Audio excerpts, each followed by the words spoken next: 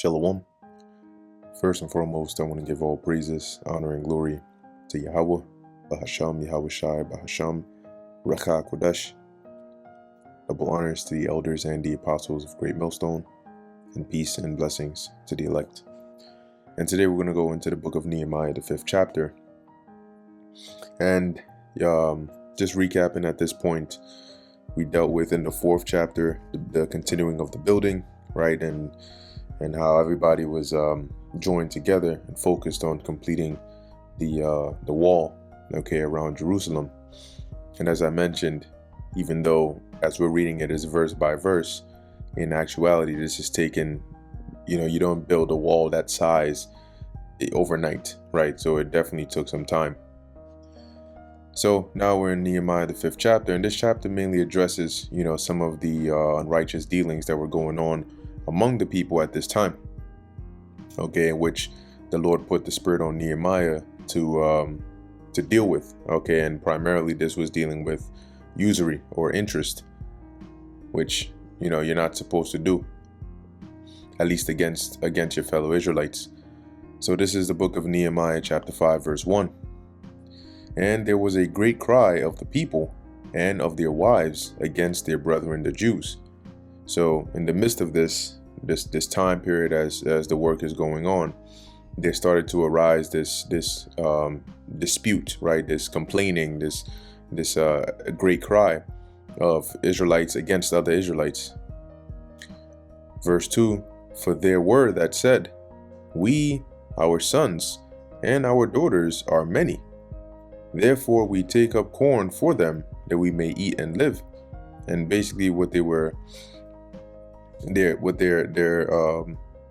claim or issue was that they have sons, they have children, right?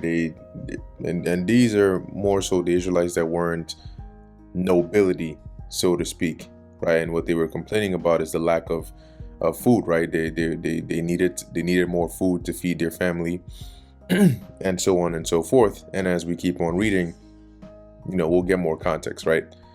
So verse 3 says, some also there were that said, so some are complaining they don't have enough food. Okay, verse 3, some also there were that said, we have mortgaged our lands, vineyards, and houses, that we might buy corn because of the dearth. So in this case, the mortgage meaning like a pledge, right? To give up your land in order to get food or whatnot. So maybe you might say, okay, for the next, 10 years or whatnot, that's like I'll loan you my land, all right, and then in return you provide me with money, resources, food, whatever it is that they mortgage the land for. Here more than likely it would be money, right? Because they mentioned they did that they could buy corn because of the dearth, which is like the famine or food shortage. So they were giving up their lands, their vineyards, their houses. Verse 4, there were also that said, we have borrowed money for the king's tribute, and that upon our lands and vineyards. So some are saying when it comes to paying the taxes, we have to borrow money by, once again, mortgaging and giving up our lands just to be able to pay those taxes, right? Yet now our flesh is as the flesh of our brethren, our children is as their children, and lo, we bring into bondage our sons and our daughters to be servants. So they're saying, look, we got kids just like they have kids, right? We have brothers just like them. We have children just like them. But why is it that we have to sell our children into bondage to be servants or slaves, right? And some of our daughters are brought onto bondage already, right? So we've had to even already give up, right, our daughters or sell them as servants just to be able to make ends meet. Neither is it in our power to redeem them, for other men have our lands and vineyards.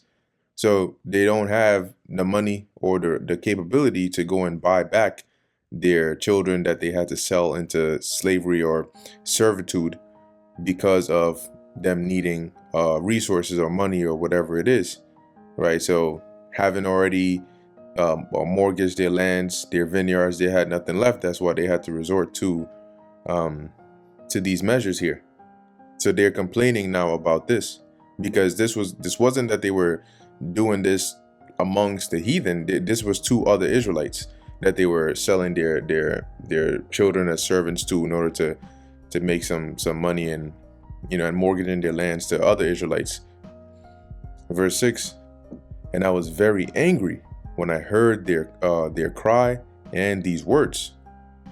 Then I consulted within myself, and I rebuked the nobles and the rulers, and said unto them, Ye exact usury, every one of his brother. And that usury is that interest, right? So you when you lend money or whatever it is you lend, you're charging interest on that to your own fellow Israelites, and that's off.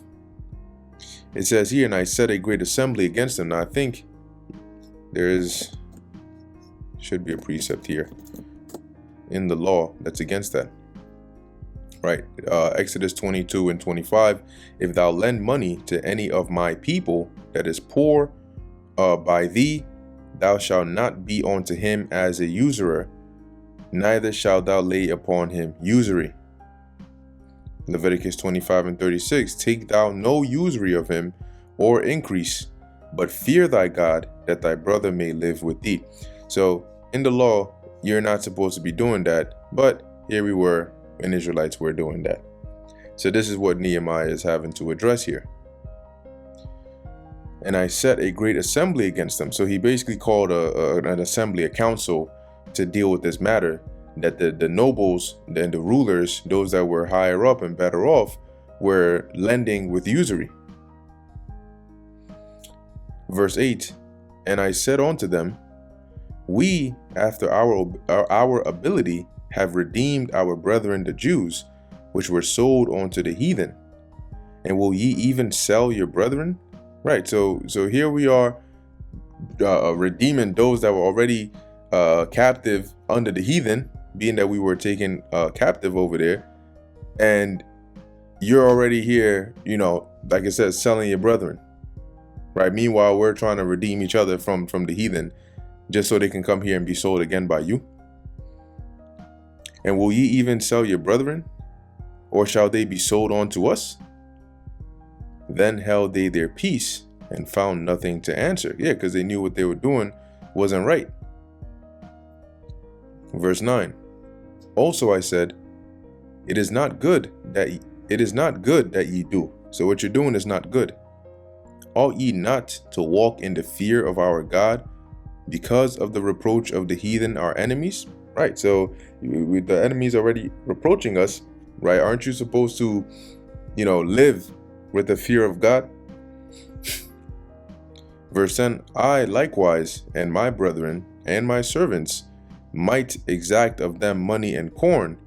I pray you, let us leave of this usury. And the word exact here goes into lend. Okay. Yeah, might exact. We have here nasha, and it says here, to lend, be a creditor, to lend. So as he's saying here, we'll lend to them as well, but let's stop this charging interest on lending and all of that. Restore, I pray you, to them, even this day, their lands, their vineyards, their olive yards, and their houses, also the 100th part of the money, and of the corn, the wine, and the oil that ye exact of them. So give them back their land, give them back this very day, right? Give them back their land, their vineyards, their olive yards, their houses, and the interest that you charge on the corn, wine, oil, all of that you lend to them, the interest you charge on that, pay that back to them. Verse 12, then said they, we will restore them, and will require nothing of them. So will we do as thou sayest. Then I called the priest, and took an oath of them, that they should do according to this promise. So they agreed to it, and he called the priest to come and confirm that. So now you're taking an oath to this. And then, verse 13, also I shook my lap, and said, So God shake out every man from his house. So you can imagine saying he shook his lap. Think of it like you can imagine, right? At least what comes to my mind is if you're sitting down, say you're eating, right? You have your garment on, you're eating, and maybe you're eating like what do they call those? The matzos, the flatbread, the things that break, like crackers or something, and you get a bit on your garment, right, on your thighs. How you would grab your garment and sort of just like shake it, so that to get all the pieces off, you just shake it off of you and so on. You can sort of imagine that here. And he's using that to symbolize, as we're about to read, so God shake out every man from his house and from his labor that performeth not this promise.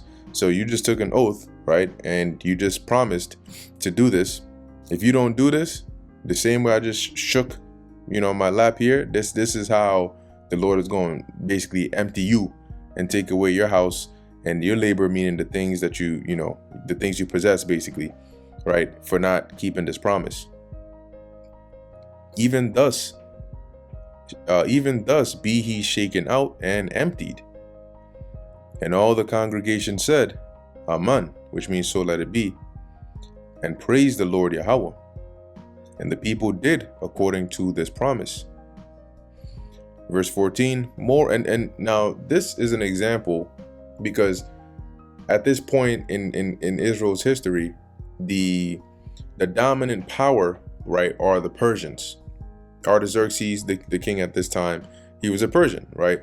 So the dominant power are the Persians. Now, this example here is going to show you why it is that in the future, when the Greeks came up into power, the Lord ended up having somebody like Antiochus Epiphanes, right, come up and do all those atrocious things that he did to our people, because even though at this point we had just been, right, we were sent to captivity, then under Cyrus, we're allowed to sort of come back, and the Lord was like lightening up the captivity a bit for us, you still had Jake in the land doing this. And it continued, right? You had Ezra. Ezra came in and dealt with the people, with the iniquity that they were committing. Nehemiah came in and dealt with this situation here. And this wasn't the only thing he had to deal with. But then what do you think happened after they died, right? Or after Nehemiah went back to Persia, right? What do you think happened then? Israel went back to their wicked ways. And in process of time, the Lord set up the Greeks, which then came in and did the things that they did. So I just wanted to highlight that real quick. Verse 14, moreover, from the time that I was appointed to be their governor in the land of Judah, from the 20th year, even unto the 32nd year of Artaxerxes the king, that is 12 years, right? So when Nehemiah asked for permission to leave, right, he spent about 12 years, as is being mentioned here, in Judah, in the land of Judah, building the wall, making sure everything is good.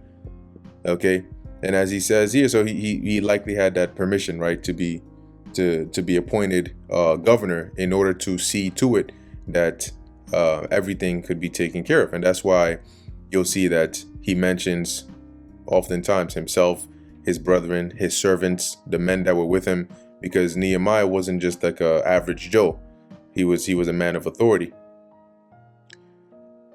So he says here, right, of the 12 years that he's been governor of Judah, I and my brethren have not eaten the bread of the governor.